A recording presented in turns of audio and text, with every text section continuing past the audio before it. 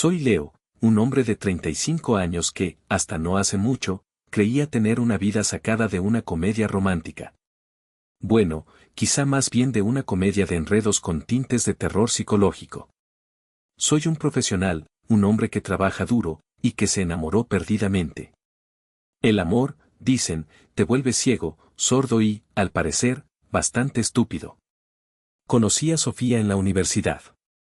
Fue como una escena de película, alta, con una sonrisa que podía desarmar ejércitos y una inteligencia que brillaba en sus ojos. Caí rendido al instante. Nuestros primeros años fueron un sueño.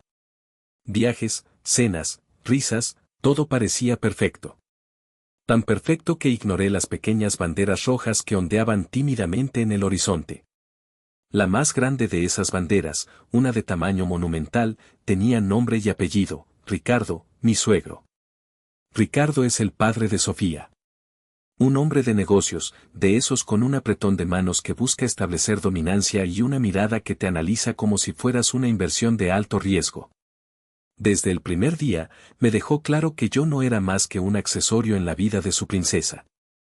Él era el rey, Sofía la heredará al trono, y yo era el bufón de la corte, supongo. La primera señal inequívoca llegó en nuestra tercera cita. Estábamos en un restaurante acogedor, con velas y música suave. Justo cuando me inclinaba para besarla, sonó su teléfono. Ella miró la pantalla y suspiró. Es papá. Lo que siguió fue una conversación de 15 minutos sobre si había recordado llevar su coche al servicio para la revisión de los neumáticos. 15 minutos. Yo, mientras tanto, sostenía mi copa de vino barato, sintiéndome como el espectador de una obra de teatro absurda. Cuando colgó, actuó como si nada. Mi papi se preocupa mucho por mí, dijo con una sonrisa. Y yo, como un tonto enamorado, pensé, qué tierno. Los años pasaron y, de alguna manera, nos comprometimos. La planificación de la boda fue la verdadera prueba de fuego. O mejor dicho, fue el show de Ricardo.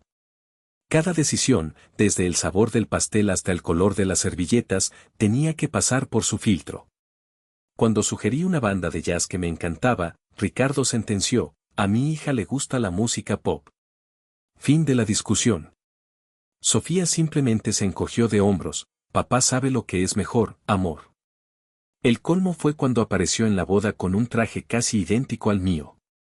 Para que luzcamos como una familia fuerte y unida, le dijo a los invitados, dándome una palmada en la espalda que se sintió más como un golpe. Después de la boda, vino la búsqueda de nuestra primera casa. O, como me gusta llamarla, la gira inmobiliaria de Ricardo. Se autoinvitó a cada visita. Descartaba casas perfectamente buenas por razones ridículas. La cocina es demasiado pequeña para cuando venga a cocinarles mi famoso mole. El jardín no tiene suficiente sol para las rosas de Sofía. Era agotador. Finalmente, aprobó una casa. Mientras estábamos en la sala vacía, pasó un brazo sobre los hombros de Sofía, me ignoró por completo y dijo con voz solemne, aquí, en este lugar, puedo imaginar a nuestra familia reunida en Navidad. Nuestra familia. Y en su visión, yo claramente no estaba en la foto. Había sido borrado del cuadro de mi propia vida. Sofía, por supuesto, lo miró con adoración, con los ojos brillantes de la niña de papá que siempre fue. Y yo, una vez más, me tragué mi frustración. Por amor. Qué iluso. Pasaron un par de años. Nuestra hija, un pequeño sol que iluminó mi vida, llegó al mundo. Nuestro primer hogar, el que Ricardo había elegido, de repente se sentía pequeño, sofocante. Y justo cuando la presión de las paredes comenzaba a cerrarse sobre mí, Sofía llegó con la gran idea de su padre. Amor, dijo una tarde con esa dulzura que usaba para amortiguar las malas noticias, mi papá ha estado pensando, y cree que necesitamos un lugar más grande. Ya sabes, con la niña creciendo, y para que él tenga un cuarto cómodo cuando venga a visitarnos. Las palabras visitas extendidas flotaron en el aire como una sentencia de cadena perpetua. Aquí es donde la historia da un giro interesante. Verán, yo tenía un secreto. Un secreto de $1,5 millones. Mi padre, un hombre maravilloso que había fallecido un año antes, me había dejado en herencia la casa en la que creció, una hermosa propiedad en uno de los mejores barrios de la ciudad. No se lo había dicho a Sofía, ni mucho menos a Ricardo. ¿Por qué? Porque quería tener algo que fuera mío, un santuario lejos de la influencia y el control de mi suegro. Así que urdí un plan. Casualmente encontré una casa en venta en esa misma zona. Era mi casa, por supuesto. Se la mostré a Sofía y a Ricardo, fingiendo que era un hallazgo afortunado. La casa era espectacular, espaciosa, con un jardín enorme. Ricardo quedó fascinado. Podía ver los engranajes girando en su cabeza mientras recorría las habitaciones, planeando dónde pondría su sillón de lectura y cómo organizaría el ala de invitados. Le convencí de que era la oportunidad de nuestras vidas. Nos mudamos. Y con la mudanza, comenzó la invasión. La presencia de Ricardo se volvió una constante asfixiante. Aparecía sin avisar a cualquier hora. Criticaba cómo podaba los rosales. Reorganizaba las herramientas en mi garaje. Un día, llegué del trabajo y me encontré con la pared principal de la sala pintada de un horrible color verde aguacate. ¿Qué te parece, mijo?, dijo Ricardo, con una brocha en la mano y una sonrisa de satisfacción. Le daba un toque de vida. Ese color almendra que tenías era muy aburrido. Me quedé sin palabras, mirando esa mancha monstruosa en mi propia casa. Luego vino el embarazo y el nacimiento de nuestra hija, y la interferencia de Ricardo alcanzó niveles épicos. Dictaba lo que Sofía debía comer, qué tipo de ejercicio hacer, qué música escuchar para estimular al feto. Cuando Sofía entró en labor de parto, ¿quién creen que fue la primera persona a la que llamó? A su papi. Ricardo insistió en estar en la sala de partos. Mientras yo intentaba apoyar a mi esposa, él estaba a su otro lado, ofreciendo perlas de sabiduría como, cuando nació mi Sophie, su madre no hizo ni la mitad de este escándalo. Aguanta como mujer. Me sentí como un extraño en el momento más importante de mi vida. La casa más grande no nos dio más libertad, solo le dio a Ricardo un campo de juego más amplio para su locura. Se había convertido en una jaula, una preciosa jaula de oro de la que sentía que no podía escapar. Cada día que pasaba, me sentía menos como un esposo y un padre, y más como un prisionero en mi propio hogar. La vida tiene una forma irónica de empujarte al límite justo cuando crees que ya no puedes más. Mi punto de quiebre llegó de la mano de una crisis personal. Mis padres, que vivían en otra ciudad, enfermaron gravemente. Mi madre sufrió una caída y mi padre, cuyo corazón nunca fue fuerte, empeoró por el estrés. De repente, mi mundo se dividió. Tenía que hacer malabares entre mi trabajo, cuidar de mi hija pequeña y viajar cada fin de semana para asegurarme de que mis padres estuvieran atendidos. Estaba agotado. Física, mental y emocionalmente drenado. Esperaba, ingenuamente, un poco de apoyo de mi esposa. En cambio, recibí quejas. Leo, casi no estás en casa, me decía Sofía por teléfono, con un tono de reproche. La niña te extraña. Yo te necesito aquí. Intenté explicarle la gravedad de la situación, pero sus palabras siempre giraban en torno a cómo le afectaba a ella. Ricardo, por supuesto, echó más leña al fuego.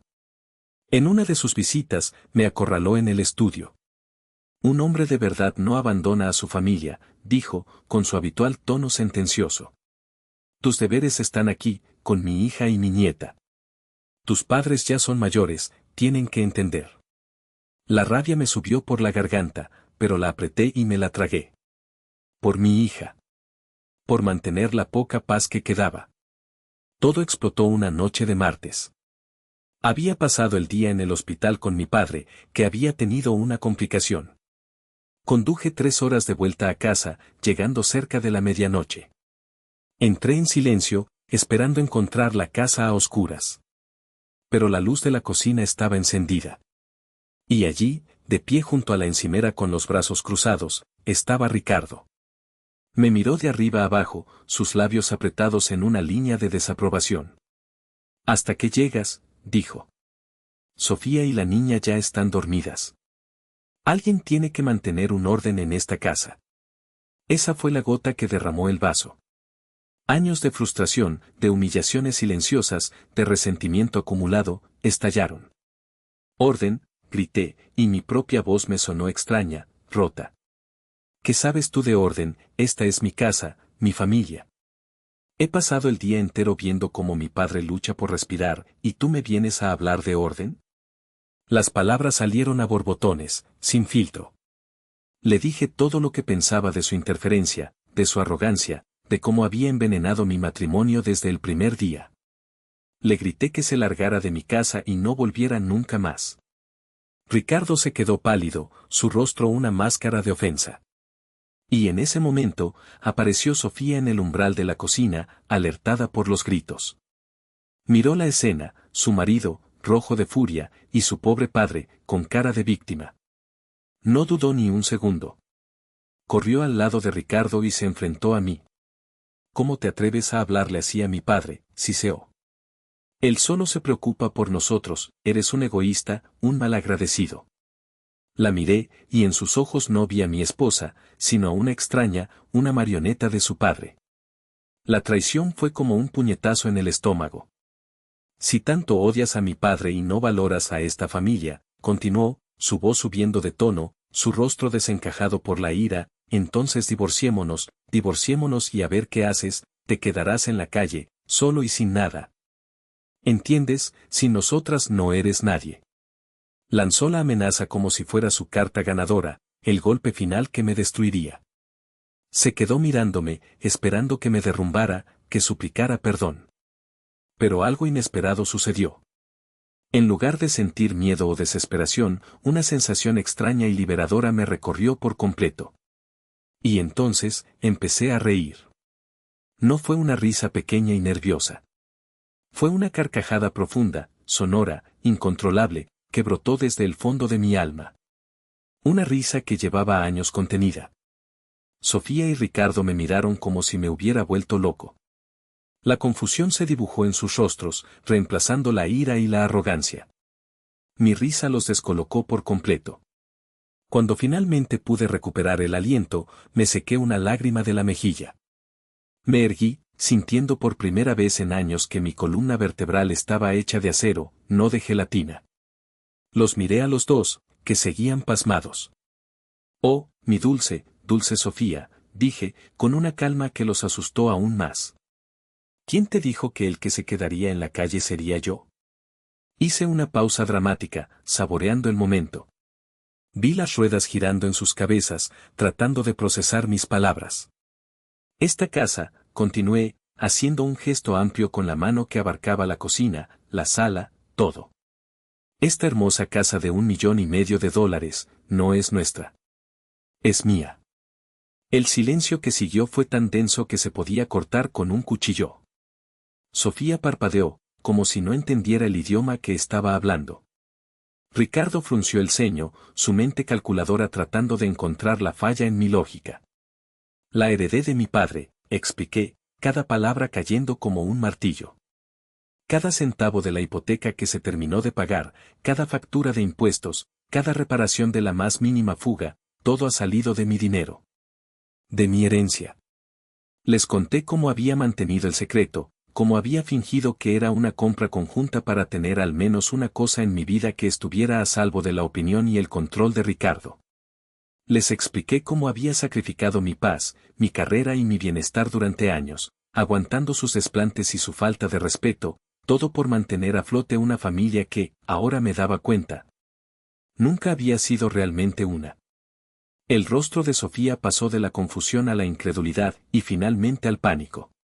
La de Ricardo fue una obra de arte, del shock a la indignación y luego a una expresión de puro interés calculador que me heló la sangre.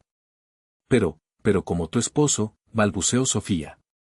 Como mi esposo, tengo ciertos derechos, interrumpió Ricardo, recuperando su compostura autoritaria. La ley protege a la familia.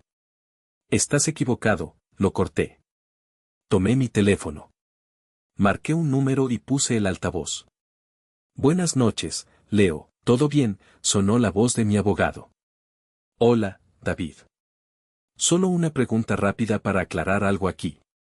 La casa que heredé de mi padre, que está únicamente a mi nombre, se consideraría un bien mancomunado en caso de divorcio. Hubo una breve pausa. Absolutamente no, respondió David con firmeza. Los bienes heredados son propiedad privativa. En un divorcio, la casa es 100% tuya. Tu esposa no tendría ningún derecho sobre ella. Gracias, David. Eso era todo. Colgué el teléfono. El jaque mate. El sonido de la realidad golpeando a Sofía y Ricardo fue casi audible. Sofía se derrumbó en una silla, con el rostro pálido como el papel. Ricardo, por primera vez desde que lo conocía, se quedó sin palabras, abriendo y cerrando la boca como un pez fuera del agua. Así que las cosas van a cambiar, dije, ahora en completo control de la situación. Ricardo, no eres bienvenido en mi casa a menos que yo te invite explícitamente. Se acabaron las visitas sorpresa y las redecoraciones no autorizadas. Luego me volví hacia Sofía. Y tú, tienes una decisión que tomar. Puedes empezar a actuar como mi esposa, mi compañera y la madre de mi hija, y construir una vida conmigo, lejos de la sombra de tu padre. O puedes hacer las maletas ahora mismo e irte con él. Porque yo he terminado. Se acabó el ser un felpudo. Se acabó el pedir perdón por existir en mi propia casa. El rey había sido destronado. Y yo, el bufón, finalmente me había puesto la corona que siempre me perteneció. La vida real no es como las películas. No hubo un montaje musical donde todo se arregló mágicamente. Los días que siguieron a la gran revelación fueron un limbo extraño y tenso. Sofía, en un asombroso despliegue de instinto de supervivencia, intentó una metamorfosis. De repente, hablaba de terapia de pareja, de arreglar las cosas, de cuánto nos amaba a nuestra hija y a mí. Pero sus ojos carecían de convicción. No veía arrepentimiento en ellos, solo pánico. Luchaba por no perder su jaula de oro. Ricardo, por su parte, intentó todas las tácticas del manual del manipulador. Chantaje emocional, bombardeo de amor a través de mensajes de texto, incluso un intento a medias de disculpa que sonó más a una queja de por qué yo era tan sensible. Pero yo había construido un muro. Mantuve mis reglas, no más Ricardo en la casa. Después de una semana de falsas promesas y una atmósfera irrespirable, tomé la decisión final. Me di cuenta de que no podía borrar años de toxicidad. No podía enseñarle a mi esposa a respetarme si ella no quería aprender. Y lo más importante, no podía permitir que mi hija creciera pensando que esa dinámica era normal. Me merecía algo mejor. Mi hija se merecía algo mejor. Contacté a mi abogado y le di luz verde. El día que le entregué los papeles de divorcio a Sofía, su rostro fue una pintura de sorpresa e incredulidad, como si la idea nunca se le hubiera cruzado por la mente, a pesar de que ella misma la había propuesto. Junto con los papeles, había una notificación formal para que desalojara mi propiedad en un plazo de 30 días. La buena noticia, le dije con un sarcasmo helado, es que no tienes que irte muy lejos. Tu nueva dirección es la casa de tus padres, justo donde siempre has querido estar. Su mirada de furia me confirmó que había tomado la decisión correcta. Le tomó solo unos días empacar. Probablemente porque la mitad de sus cosas ya estaban en casa de sus padres. El proceso de divorcio fue, como todos, tedioso, pero finalmente concluyó. Como era de esperar, me quedé con la casa, nunca fue un bien matrimonial. Acordamos la custodia compartida, mi hija pasa la semana conmigo y los fines de semana con su madre. Aunque sé que, en realidad, pasa la mayor parte de ese tiempo con su abuelo, ya que Sofía se mudó permanentemente con Ricardo y no ha hecho ningún intento de independizarse. También se fijó una pensión alimenticia, un deber que cumplo con gusto para asegurar el bienestar de mi hija. Y sin los gastos parásitos de Ricardo y Sofía, mi economía está más sana que nunca. Un par de veces, Ricardo intentó aparecerse en mi puerta con la excusa de ver a su nieta. La última vez, fui muy claro. Ricardo, le dije a través de la puerta entreabierta, puedes ver a tu nieta durante el tiempo que le corresponde a Sofía y en un lugar neutral. Pero en esta casa no eres bienvenido. Los animales peligrosos no están permitidos aquí. La expresión de su rostro fue casi tan gratificante como la que puso Sofía al recibir los papeles de divorcio. Ahora, por fin, hay paz. El silencio en mi casa ya no es tenso, es sereno. Mi hija está más tranquila, más feliz. Sin la constante interferencia de su abuela en la sombra, nuestra relación ha florecido. La casa, por fin, se siente como un hogar. Y en caso de que se lo pregunten, sí. Lo primero que hice en cuanto Sofía se fue ir a la tienda de pinturas. Compré un galón del blanco más puro y brillante que encontré. Cubrir esa horrible pared verde aguacate fue un acto simbólico, un exorcismo. Mientras la brocha se deslizaba, sentí que no solo estaba borrando un color feo, sino años de opresión. La libertad, amigos míos, tiene un color.